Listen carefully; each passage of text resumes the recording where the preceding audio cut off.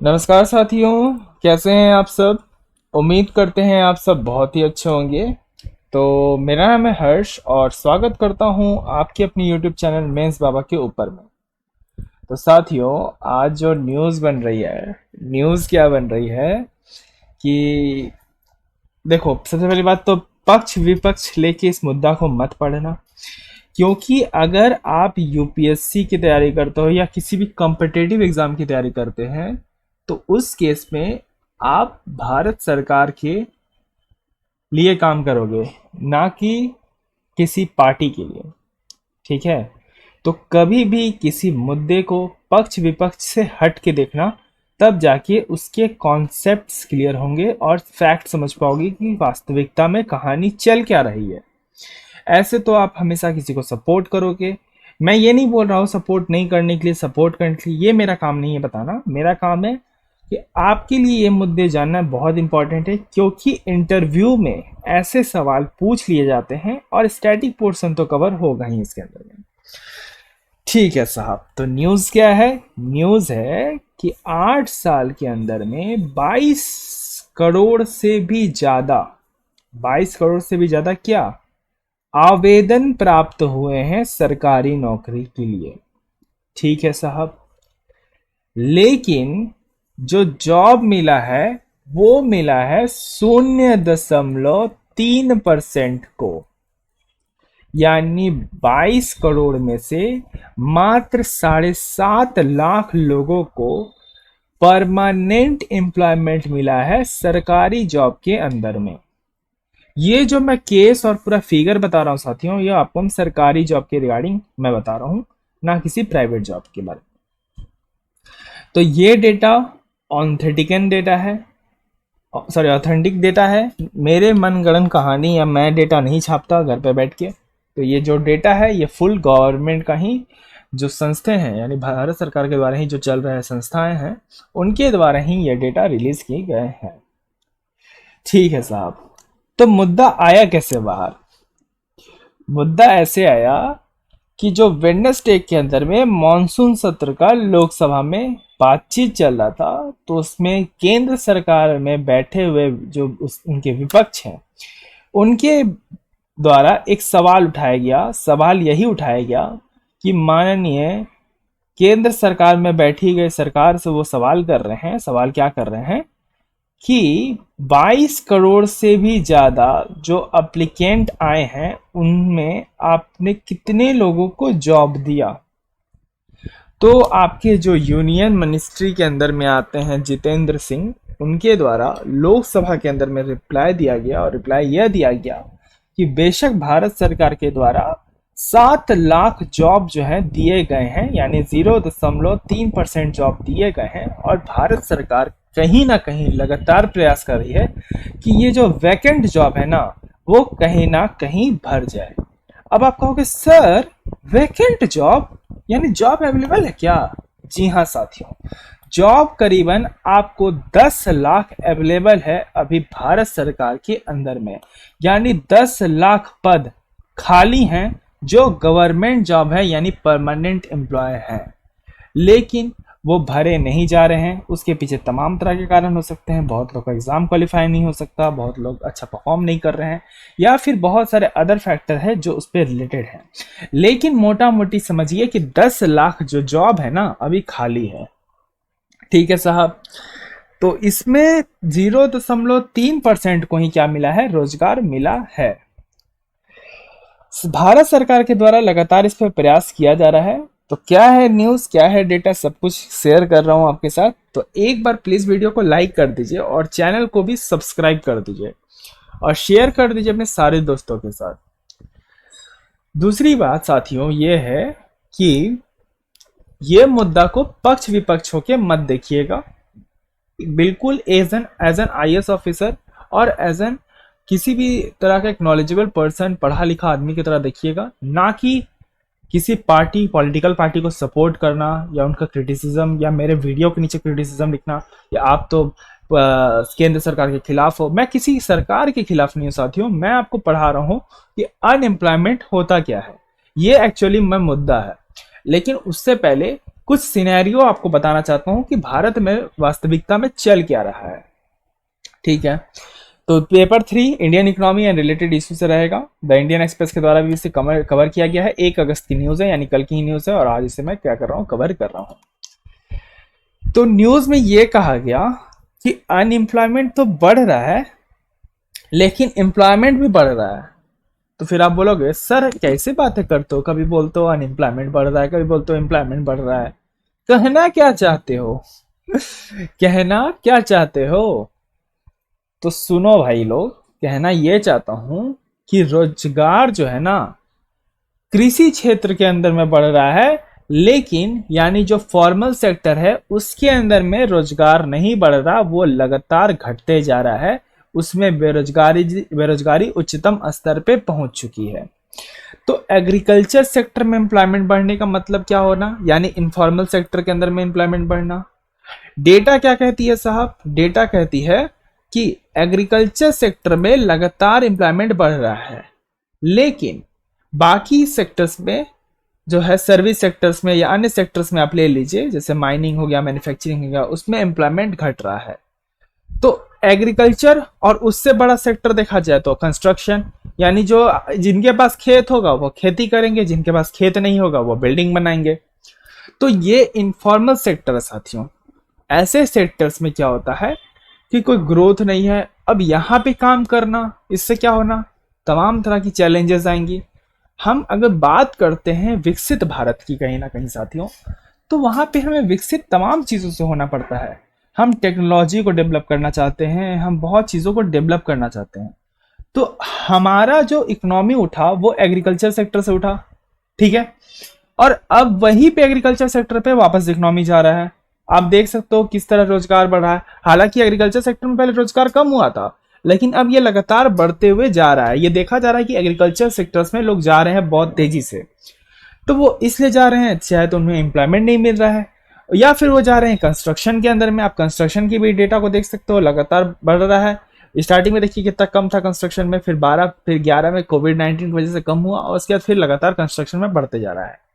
लेकिन वहीं पे सर्विस सेक्टर में आप देख रहे होंगे साथियों, ये घटता जा रहा है 2018 के बाद से। तो डेटा जो है साथियों पिक्चर्स बयां करती हैं, और अगर आप इन पिक्चर्स को नहीं समझ पाएंगे तो काफी दिक्कत हो जाएगी। इसीलिए एज एन यूपीएससी एस्पिरेंट आपको जानना होगा देश विदेश में चल क्या रहा है।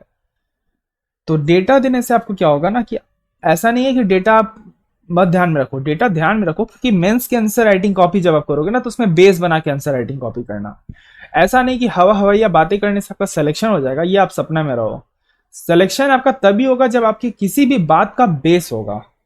अगर आप खुद से कुछ बोलते हो या खुद से कुछ लिख देते हो, क्रिटिसिज्म लिख देते हो, खुद से कोई बेस ही नहीं है लिखने का, तो आप बहुत बड़े इकोनॉमिस्ट थोड़ी हो जो आपको यहाँ पे बुलाया गया है। आपको बताना है क्या है बात, आपको ट्रांसपेरेंसी दिखानी है आंसर के अंदर में, तो आपको वहां पे डेटा लिखना ही पड़ेगा। आप टॉपर्स की आंसर कॉपी उठा के देखो, वहां पे उन्होंने उनके द्वारा बहुत सारे डेटा लिखे जाते हैं। तो डेटा ध्यान में इसलिए रखना चाहिए क्योंकि आप इससे आंसर राइटिंग और अच्छा फ्रेम कर सकते हैं। ठीक है साहब, तो सरकार लगातार प्रयास कर रही है बेरोजगारी को खत्म करने की। 1993 से 1994 तक हम लोग ने एग्रीकल्चर इकोनॉमी पे ही हम डिपेंड थे। फिर धीरे धीरे हमारे जब एलपीजी हम लोग ने अपनाया, लिबरेशन पेट्रोलियम ग्लोबलाइजेशन, तब हम सर्विस सेक्टर के ऊपर में आगे बढ़ना चालू किए। उसके बाद धीरे धीरे 6% लगभग ये गिर चुका था एग्रीकल्चर सेक्टर, जहाँ पे रोजगार नहीं जा रही थी एग्रीकल्चर के अंदर में, लोग सर्विस सेक्टर में जाना पसंद कर रहे थे। लेकिन फिर से हुआ क्या, कहानियां बदल रही है, वापस से लोग एग्रीकल्चर सेक्टर्स में जा रहे हैं। इससे तमाम तरह की समस्याएं सामने आएंगी। आप देख सकते हैं साथियों कि बेरोजगारी जो है लगातार किस तरह बढ़ते जा रहा है, और ये डेटा जो है बहुत ज़्यादा मिसबैलेंस हो रहा है।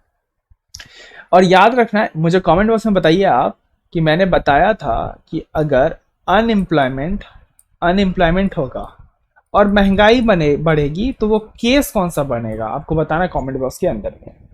तो चैलेंजेस क्या हैं? चैलेंजेस ये है कि जहाँ पे हम स्ट्रक्चरल ट्रांसफॉर्मेशन की बात करते हैं, जहाँ हम टेक्नोलॉजी की बात करते हैं, जहाँ हम भविष्य में आत्मनिर्भर भारत की बात करते हैं, वहाँ पे कहीं ना कहीं हमारी गाड़ी कोलैप्स करती है। ठीक है साथियों, रिजर्व माइग्रेशन होगा, शहर से गांव से आ रहे हैं शहर काम ढूंढने, शहर में ही काम नहीं है तो क्या करेंगे, शहर से वापस गांव जाएंगे, क्योंकि करना क्या है, खेती करना है, तो रिवर्स माइग्रेशन होगा।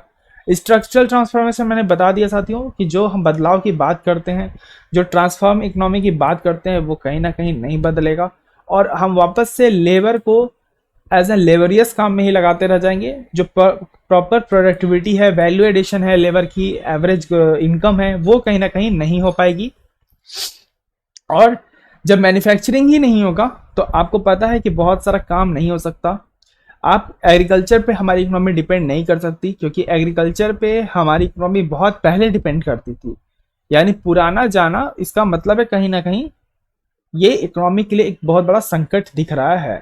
तो मैन्युफैक्चरिंग हो गया, माइनिंग हो गया, इसके अंदर में बेरोजगारी जो है लगातार बढ़ते जा रही है। उसके बाद साथियों, उसके बाद इन्फॉर्मल सेक्टर में आप देख रहे हो कि एम्प्लॉयमेंट जो है बढ़ता जा रहा है, और फॉर्मल सेक्टर के अंदर में, यानी जो गवर्नमेंट जॉब्स हो गए, प्राइवेट जॉब्स हो गए, जहाँ पे नियम कायदे कानून के हिसाब से काम चलते हैं, जैसे ऑफिस टाइम पे आना, फिर आपका सैलरी ऑन एन एवरेज आना, आपको सिक्योरिटीज मिलना, सोशल सिक्योरिटीज मिलना, इस चीज़ को हम लोग फॉर्मल इकोनॉमी बोलते हैं। लेकिन वहीं पे अगर आप सब्जी बेच रहे हो, क्योंकि ये सब चीज़ें क्या है, आपको किसी को जवाब नहीं देना। आप सब्जी बेचने गए तो ठीक है, नहीं बेचने गए तो आपकी मर्जी। आपका मन सब्जी बेचना किया, 2 दिन आप सब्जी बेचे, 2 दिन कहीं कंस्ट्रक्शन पे काम किए हैं, तो इस तरह की इकोनॉमी को हम लोग इनफॉर्मल इकोनॉमी बोलते हैं, जिसको चैनलाइज नहीं किया जाता है तुरंत। ओके, तो इससे क्या होगा, लैक ऑफ जॉब्स क्रिएट होगा मैन्युफैक्चरिंग सेक्टर के अंदर में। अब मैन्युफैक्चरिंग नहीं होगा तो क्या होगा, चीज़ों के दाम बढ़ेंगे, चीज़ों के दाम बढ़ रहे हैं, अनएम्प्लॉयमेंट है, केस बताना है, कमेंट बॉक्स में बताइए, बहुत बार चर्चा कर रखा हूँ। साथ ही साथ जो महिलाओं का जो पार्टिसिपेशन दिख रहा है, वो भी साथियों धीरे धीरे कम होते जा रहा है। महिलाओं का पार्टिसिपेशन बहुत ज़्यादा अब कम हो रहा है। जहाँ पे बढ़ रहा था एक टाइम में, महिलाएं सामने आई थी काम के लिए, अब वो भी नहीं आ रही हैं, क्योंकि मैंने इस पे बहुत पहले भी बता चुका है कि आपका जब महिलाएं का शादी हो जाती है और उनके जब बच्चे होने वाले होते हैं, तो उसके लिए 3 to 4 months का लीव देना पड़ता है उनको, ठीक है। उस केस में क्या होता है, आप सैलरी नहीं काट सकते उनको, उनको चाहे तो आधी सैलरी या पूरी सैलरी देनी पड़ती है, तो वो काम पे नहीं आती है, सैलरी भी मतलब उनको ट्रांसफर होता है। तो उस केस में बहुत लोग उनको काम पे ही नहीं रखना चाहता, ज़्यादातर मैरिड महिलाओं को। तो ये सब चीज़ें प्रॉब्लम आ रही हैं कहीं ना कहीं। सरकार लगातार बेरोजगारी कम करने में लगातार कोशिश कर ही रही है। सरकार बहुत तरह की योजनाएं निकाली हैं, यहाँ तक कि अग्निपथ एक स्कीम के द्वारा, जो मैंने पढ़ा रखा है साथियों कि अग्निपथ स्कीम आप सुने होंगे, जहाँ सरकार सेना में 4 साल की नौकरी देने की बात कर रही है, वो भी एक तरह का स्कीम हो गया। यहाँ तक कि मैंने अनएम्प्लॉयमेंट रेट के बारे में चर्चा किया था 1 महीना पहले कि CME के द्वारा सेंट्रल एंड मैनेजमेंट इकोनॉमी, याद देख लीजिएगा, याद नहीं आ रहा मेरे को, CME के द्वारा एक डेटा रिलीज किया गया था, जिसमें कहा गया था बेरोजगारी जो है 7.1% बढ़ चुकी है आपका।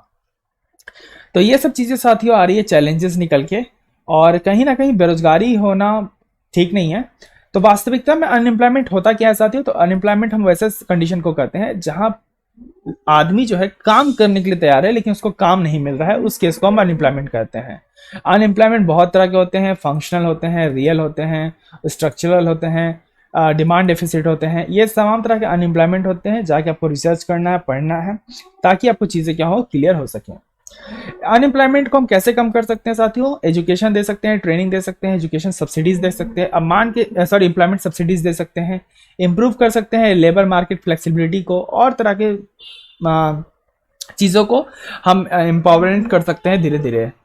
तो लगातार सरकार भी बनी हुई है इसके ऊपर में, और आप देख सकते हो कि कहीं ना कहीं कोलैप्स कर रहा है चीज़, और ये बहुत बड़ा कहीं ना कहीं मेरे नज़र में तो प्रॉब्लम है कि इकोनॉमी में अगर बेरोजगारी बढ़ेगा तो ऑलमोस्ट उसका इम्पैक्ट हर चीज़ के ऊपर में आएगा, क्योंकि प्रोडक्शन होगा नहीं। तो ये डिपेंड करता है कि अगर आप फैक्टर एक भी प्रॉब्लम हो, जैसे अगर मान के चलिए रॉ मटेरियल का दाम बढ़ रहा है या किसी चीज़ का दाम बढ़ रहा है, तो एक फैक्टर से ना पूरी इकोनॉमी डिस्टर्ब हो सकती है। हर एक फैक्टर इंपॉर्टेंट है इकोनॉमी के अंदर में।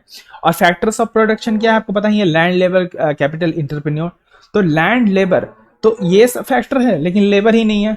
अब लेबर नहीं है तो लेबर का मतलब तो एक्चुअली यहाँ पे लेबर है नहीं ना। अरे क्या यार इतना साउंड कर रहा है, लेबर का मतलब जो है लेबर का मतलब ये नहीं है साथियों कि जो मजदूरी करते हैं सिर्फ वही लेबर है।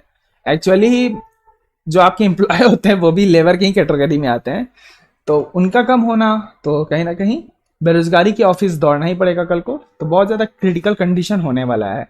तो लोकसभा में अपोजिशन के द्वारा ये सवाल उठाया गया, या आप नौकरी क्यों नहीं दे रहे हैं, तो इस चीज़ को मुद्दा बनाया गया है अभी काफ़ी। और आप देख सकते हो, मैंने इसलिए इस न्यूज़ को कवर किया क्योंकि अनएम्प्लॉयमेंट ऐसा नहीं आज के केस है, बहुत बड़ा चैलेंजेस बन चुका है। और अनएम्प्लॉयमेंट पे क्वेश्चन जरूर बनता है कि अनएम्प्लॉयमेंट कितने टाइप का होता है, ये टाइप्स ऑफ अनएम्प्लॉयमेंट जरूर पढ़ना, ये बहुत ज़्यादा इंपॉर्टेंट है। क्योंकि आप भले इतनी चीज़ों को ध्यान में रखो ना रखो, मेंस में तो रख ही लेना, लेकिन प्रीलिम्स के लिए तो टाइप्स ऑफ अनएम्प्लॉयमेंट जरूर पढ़ना। क्योंकि इसमें क्या होते हैं कि स्टेटमेंट देने के बाद आपसे पूछा जाता है कि ये केस एम्प्लॉयमेंट का कौन सा है, ठीक है। तो ये सब चीज़ें आती हैं। साथ ही साथ सरकार के द्वारा अनएम्प्लॉयमेंट को कम करने के लिए कितने सारी योजनाएं चलाई जा रही हैं, वो आपको बताना है कमेंट बॉक्स के अंदर में। योजना सीरीज नहीं देखी है तो जाके देखिए, उसके अंदर में बहुत सारी योजना मैंने कवर करा रखे हैं जो सरकार ने एम्प्लॉयमेंट जनरेशन के लिए किया हुआ है। और साथ ही साथ वीडियो कैसी लगी बताइएगा कमेंट बॉक्स में। चैनल को सब्सक्राइब करना ना भूलें, वीडियो को लाइक करना ना भूलें। बहुत सारी स्पेशल क्लासेस चल रही हैं, जाके देख सकते हैं। तब तक के लिए रखें अपना ध्यान, मुझे दे आज्ञा। धन्यवाद। जय हिंद, जय भारत।